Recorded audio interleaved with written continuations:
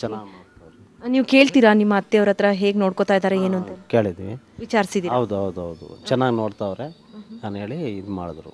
Okay, ಇದು ಹೇಗೆ ಗೊತ್ತಾಯ್ತು ನಿಮ್ಗೆ ಈ ಆಶ್ರಮ? ಅಂದರೆ ನಮಗೆ ಪೇಪರ್ನಲ್ಲಿ ಹಾಕಿದ್ರು, ಅವ್ರಿಗೆ ಫೋನ್ ಮಾಡಿ ತಿಳ್ಕೊಂಡ್ವಿ ನಾವು. ತಿಳ್ಕೊಂಡ್ಮೇಲೆ ಅಡ್ಮಿಟ್ ಮಾಡಿದ್ವಿ. ಚೆನ್ನಾಗಿ ನೋಡ್ತಾವ್ರೆ. ಈಗ ನಿಮಗೆ ಚೆನ್ನಾಗಿ ನೋಡ್ಕೋತಾ ಇದ್ದಾರೆ ಅನ್ನೋದು ಗೊತ್ತಾಯ್ತು. ಹಾಂ ಚೆನ್ನಾಗಿ ನಿಮ್ಗೆ ಯಾರಾದರೂ ಕೇಳಿದ್ರೆ ಖಂಡಿತ ಈ ಒಂದು ಆಶ್ರಮದ ಬಗ್ಗೆ ಹೇಳ್ತೀರಾ? ಹೇಳ್ಬೇಕು madam. Hello sir. Hello, sir, your name? Shivraj, Shivraj, from which place you are, sir? originally from Chennai. From Chennai. So who is staying over here in this ashram?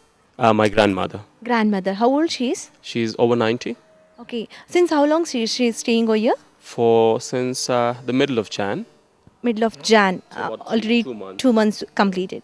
So her opinion or your opinion about this ashram?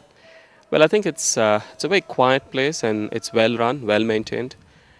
It seems to have a lot of staff, so I think she feels much happier than she was before, and certainly we feel very relieved and relaxed that she's in good hands. You're feeling very better.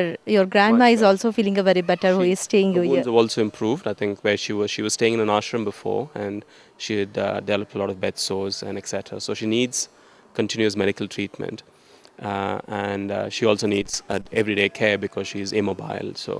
ಇಂತಹವರನ್ನು ಪಾಲನೆ ಪೋಷಣೆ ಮಾಡಲು ಹಣ ಎಷ್ಟು ಖರ್ಚಾದರೂ ಚಿಂತೆ ಇಲ್ಲ.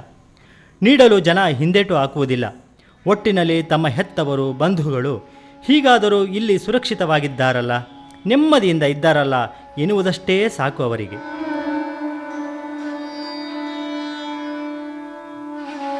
ನವಚೈತನ್ಯದ ಬಗ್ಗೆ ಅವರಿಗೆ ಅಷ್ಟೊಂದು ನಂಬಿಕೆ, ವಿಶ್ವಾಸ. ತಮ್ಮವರನ್ನು ಬಹಳ ಅಕ್ಕರೆಯಿಂದ ಜೋಪಾನವಾಗಿ ನೋಡಿಕೊಳ್ಳುತ್ತಾರೆ ಎನ್ನುವ ನಿರುಮ್ಮಳತೆ, ನಿರಾಳತೆ.